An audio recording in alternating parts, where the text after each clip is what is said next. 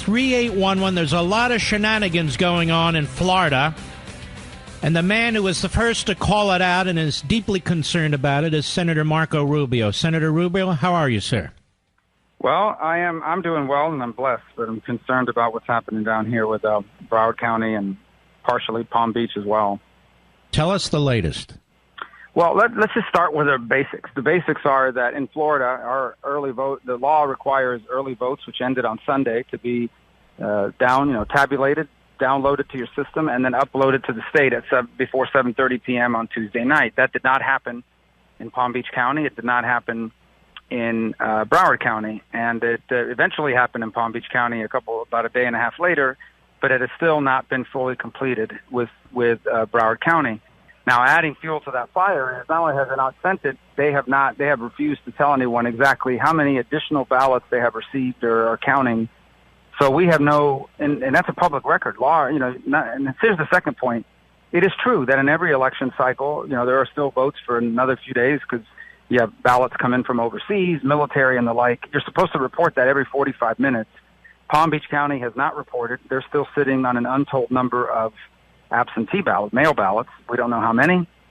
Haven't been reported to the state yet. And they are also, and then Broward County, who still has early votes, and they have not reported since 7:30 last night and have only been reporting once or twice a day. Palm Beach hasn't reported at all since 10:30 in the morning on Wednesday. So they're not complying with the law. Governor took them to court. The court found that Broward County supervisor has violated the Constitution, violated Florida law, and issued a court order that she make all this public by 7 p.m. tonight. And I'm just obviously awaiting you here to see what the governor has been able to get in terms of just understanding what we're dealing with. It's amazing, isn't it, Senator? You have a lot of counties in Florida. It's a big state. It's got a big population.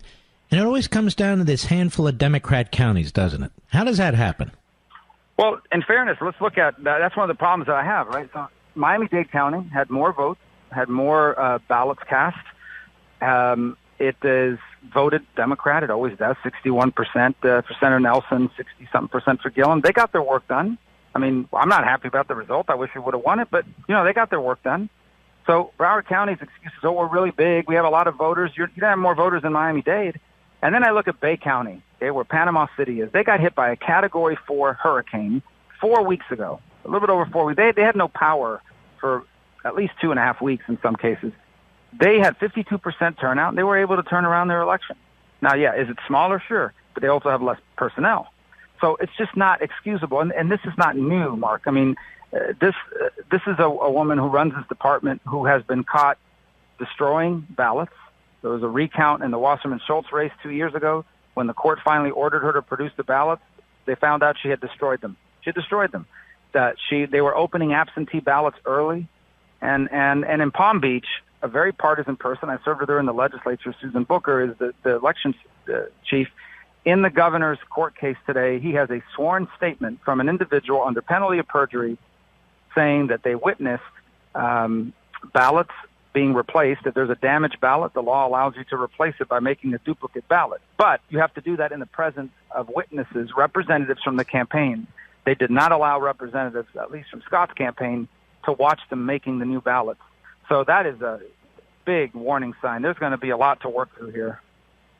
Why don't people ever go to jail over this stuff, or do they? Well, they if there's been fraud committed, they absolutely should. And again, look, our fundamental challenge right now is just finding out what we're dealing with. Because one of the most important things an election supervisor has to know is how many ballots do you have in your possession? Maybe not counted yet, but how many do you have? How many have been cast and are in your possession? They need to know that regularly, every day. That's one of the most important things they do. Their inability or unwillingness to tell us sounds the alarm bell. Because why would you not tell me if you have 10, 20, 30, 40,000 ballots? You get suspicious about it.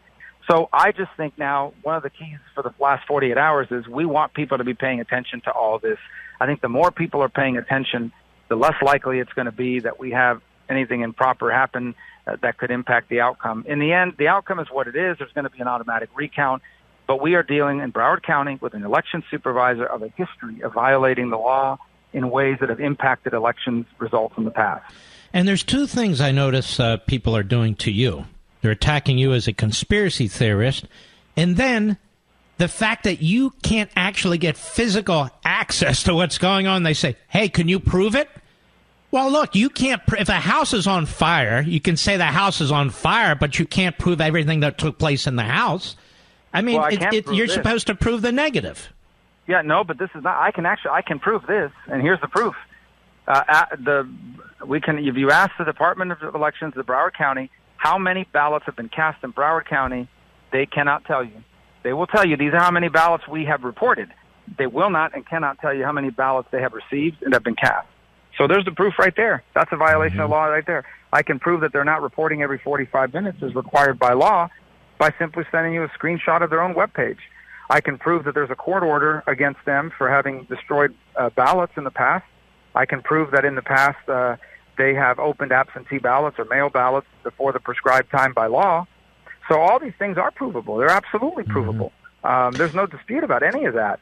Can I prove that someone went in and stole a ballot and changed the results and in favor of the Democrats? No one's alleging that right now. What we want to know is what's going on here, because it is highly suspicious at the least to be able to produce 50, 60,000 additional ballots since the end of the election cycle, and nobody and you not have told anybody. You know, they had told everybody on Monday night we got 60,000 more ballots to count. They never did it. Every day it's just a rolling tally, but a refusal to tell us how many. All that is provable, and those who are overlooking it, frankly, have shown that what they care more about winning elections than the integrity of our democracy.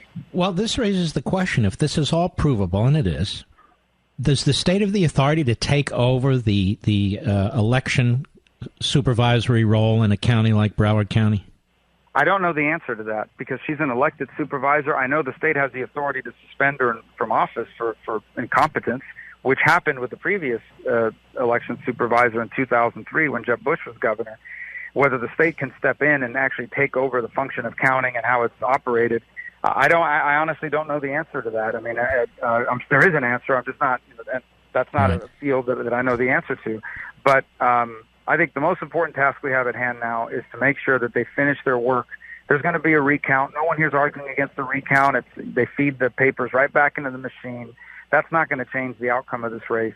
That's not the issue here. The issue here is, how many more ballots? Are we going to wake up on Saturday morning to find out there was another 15,000 ballots that nobody knew about?